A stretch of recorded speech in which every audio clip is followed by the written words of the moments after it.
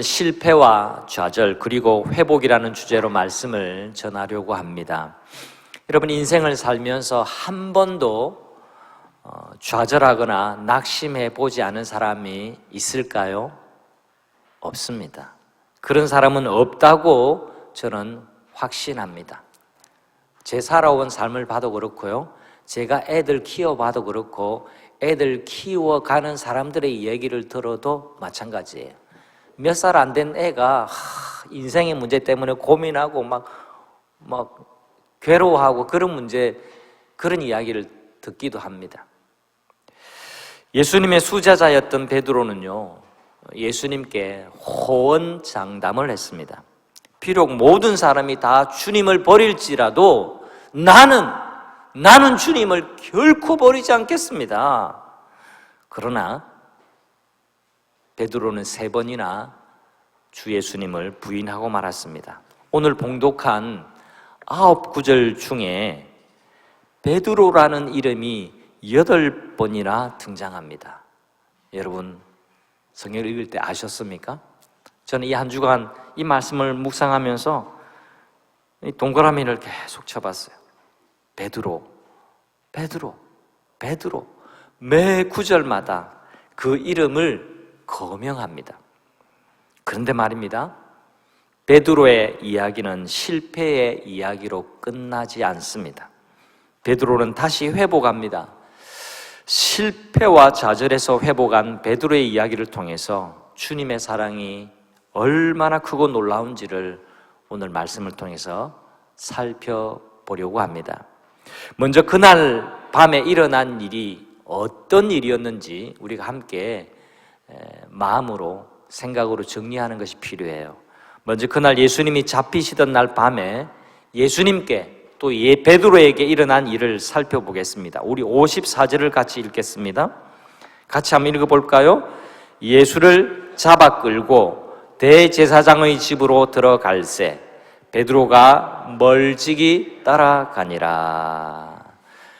말씀 읽으실 때 좀 상상력을 동원하는 것이 필요해요. 그냥 문자적으로 읽기보다 지금 생생한 이야기거든요. 영화 보듯이, 드라마 보듯이 그 상황 속에 어떻게 일이 진행되고 있는지를 우리가 함께 떠올려 보는 것이 중요해요. 그날 밤에 제자들은 다 예수님을 버리고 도망쳤습니다.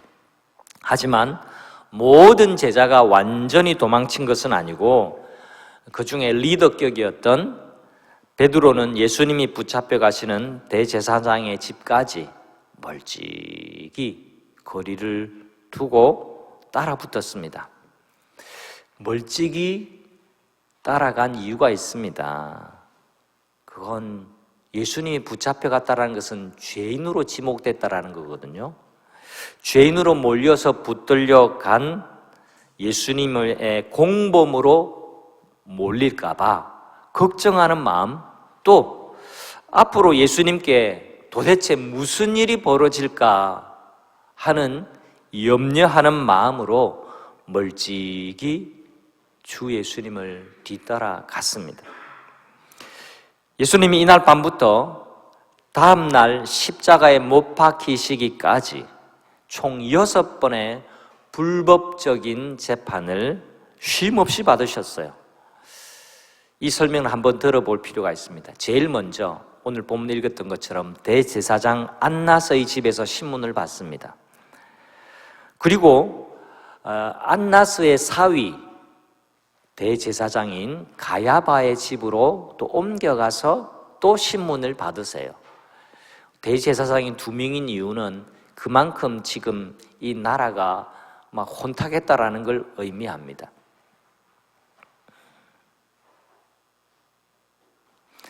그리고 66절에 보면 날이 새는데요, 날이 샜다라는 것은 새벽이 되었다라는 겁니다. 이 새벽에 갑작스럽게 대제사장들과 서기관들, 장로들이 모이게 됩니다. 공회라는 말이 나와요. 이스라엘 나라의 최고의 의결기구는 산헤드린 공회였습니다. 70명의 장로와 서기관, 대제사장들이 모여서 중요한 종교적인 결정을 하게 되는 최고의 의결기구였습니다. 그런데 이 공회가 새벽에 소집이 되는 거예요. 그리고 이 공회에서 예수님이 신문을 받습니다. 그리고 이 공회에서 예수님을 죄인이라고 판결을 내리고 예수님을 결박한 채로 끌고 가서 빌라도에게 넘겨줍니다. 빌라도가 공식적으로 치안과 행정을 담당하고 있는 책임자였기 때문에 그렇습니다. 여러분 보세요. 죄인에 대한 심리는요, 사적인 공간에서 하지 않는 것이 보통입니다. 그게 법입니다. 그런데 대제사장의 개인 집에서, 안나스 대제사장의 집에서, 또 가야바 대제사장의 집에서 예수님은 죄인으로 취급받고 신문을 받았습니다. 그리고 갑작스럽게 재판은 열리는 법이 아니에요. 공지를 하게 됩니다. 새벽에 이렇게 가까운 사람들 다 연락해서 갑작스럽게 공회로 모으고 거기서 또 신문을 받게 되고 죄인으로 낙인을 찍히게 되는 거죠. 이렇게 아무도 알지 못하는 사이에 신속하게 날치기로 예수님에 대한 재판이 이루어졌습니다. 이게 다 불법적인 재판이었습니다. 자, 빌라도에게 넘겨진 예수님은요, 빌라도에게 가서 네 번째 재판을 받으시는데요. 그런데 빌라도가 보기에 죄가 없어 보여서 판결을 하지 않습니다. 그러니까 백성들 가운데 막 난동이 일어났습니다. 그래서 빌라도는 갈릴리 지역의 문제, 이 사람이 갈릴리 출신의 사람이고 갈릴리 지역에서 많이 일어나는 문제니까 갈릴리 지역의 통치자인 분봉왕 헤롯 안티파스에게 예수를 넘겨주게 됩니다. 왜냐하니까 그때 명절이어서 때마침 헤롯 안티파스도 수도 예루살렘에 와 있었거든요. 그래서 예수님께서 빌라도에게 잡혀서 신문을 당하시다가 헤롯에게로 넘겨져서 또 신문을 받습니다.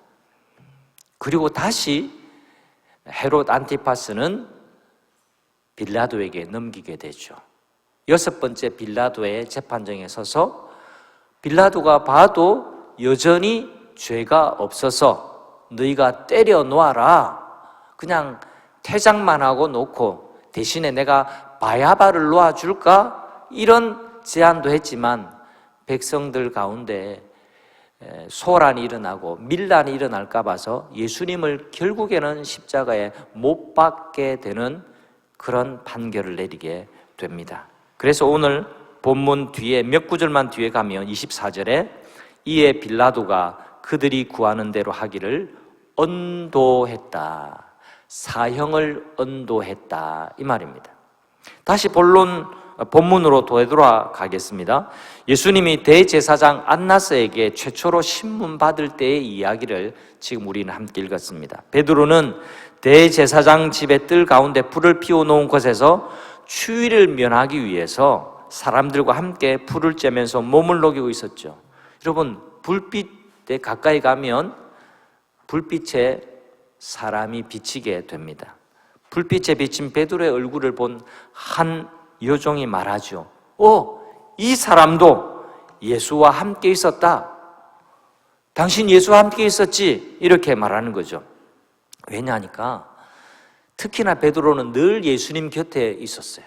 12제자 가운데 항상 예수님 바로 곁에 있었던 제자가 베드로였기 때문에 사람들이 베드로를 알아보기가 훨씬 더 수월했던 거죠.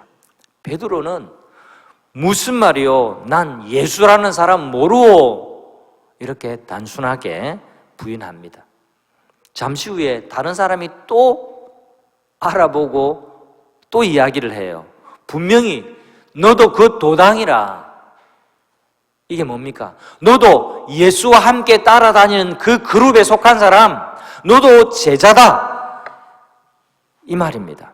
베드로는 또 부인하죠. 나는 그 제자 그룹이 아니요, 나는 그 도당이 아니요. 이렇게 예수도 모른다, 예수의 제자들도 모른다라고 말합니다. 그 다음 59절이 의미심장합니다. 1시간 있다가 누가는요, 이 1시간의 공백을 비워놔요. 무슨 일이 있었는지.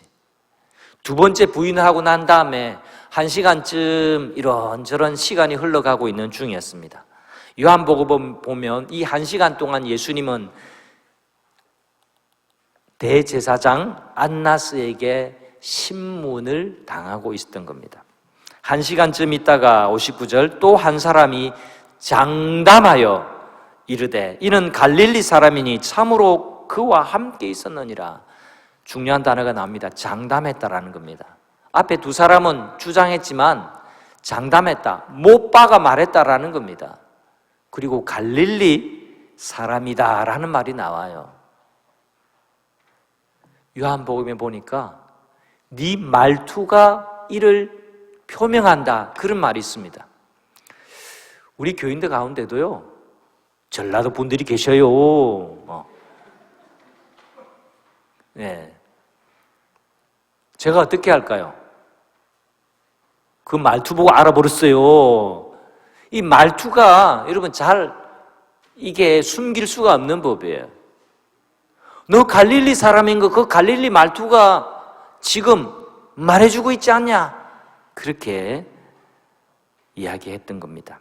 참으로 너 그와 함께 있었느니라, 그렇게 말합니다.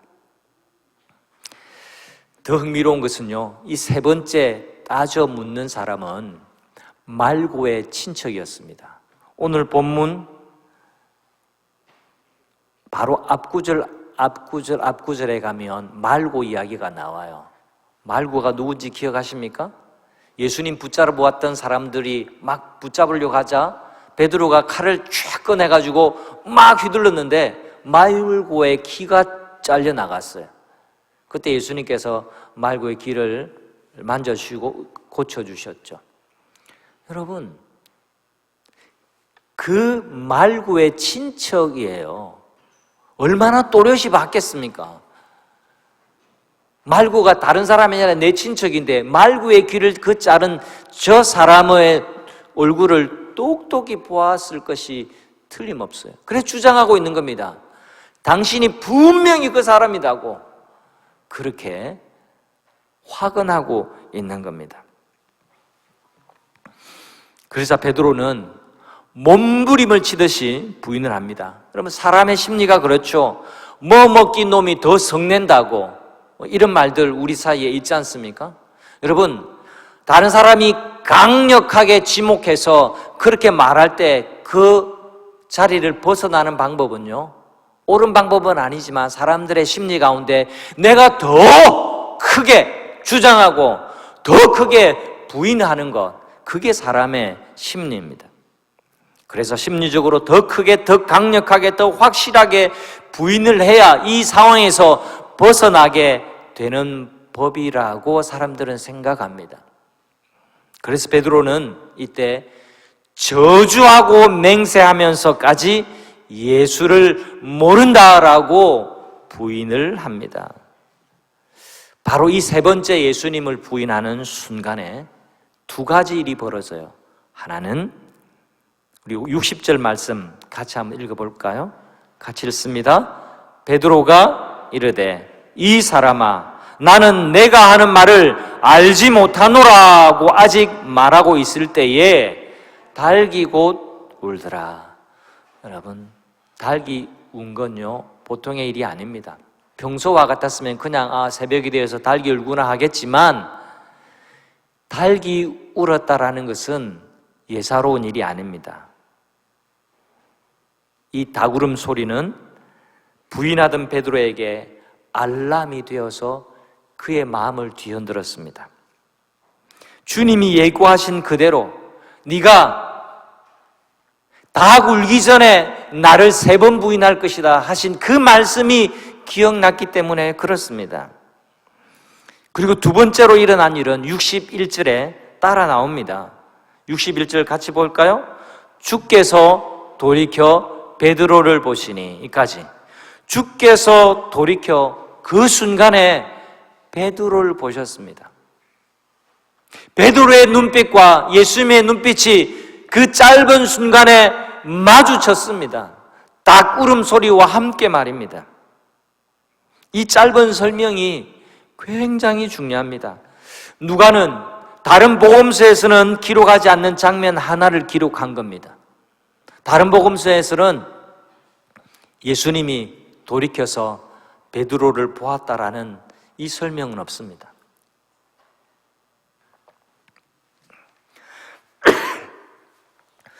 예수님의 눈과 베드로의 눈이 마주쳤어요. 짧은 순간이었지만 너무너무 강렬했습니다. 뒤돌아서 베드로를 보셨던 예수님의 눈빛은 과연 어떤 눈빛이었을까요? 글과 말로 표현할 수 없는 수많은 감정이 담겨 있을 것이 분명합니다. 베드로는 다구름 소리를 듣고 예수님의 눈빛을 바라봅니다. 그때부터 더 이상 어떤 변명도 할 수 없었습니다. 그 순간 주님의 용서와 사랑이 얼마나 놀라운 것인지를 깨달았습니다. 그리고 주체할 수 없는 울음을 터뜨리죠. 그래서 뛰쳐나가서 심히 통곡하고 눈물을 쏟아냅니다.